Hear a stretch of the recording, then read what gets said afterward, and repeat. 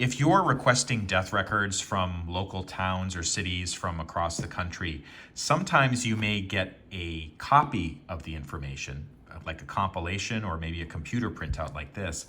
Sometimes you may get an actual photocopy of the original document. And which one do you think is better, the original or the nicely printed compilation or index entry or summary entry?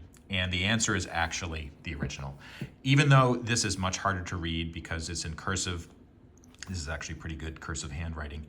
Oftentimes the original will contain better information, more details that simply aren't included on the index entry. And that could be because there's only enough space on one page to include the basic details. Sometimes the person, whoever is doing the data entry, they made a mistake and you can't check it because you don't have the original copy. Interestingly, both of these documents, this death record for Mary Walsh, who passed away in 1942, and this one for Matthew Heary, who passed away in the 1890s, they're from the same city clerk's office in Western New York.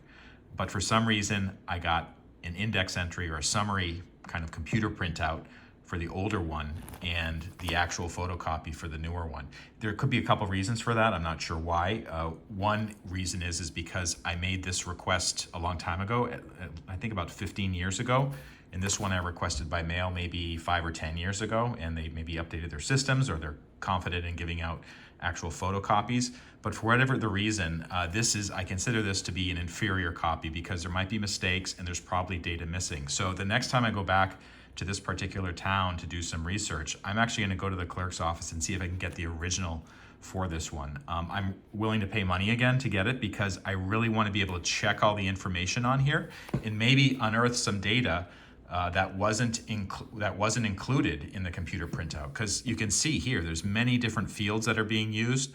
And I have a feeling that on this one, there's some data that just was left off because they got to the end of the page and they're like, all right, one page is all we need. We don't need all those little details, and they just left them out. So that's my little discussion about death records. If you can, try to get an original copy.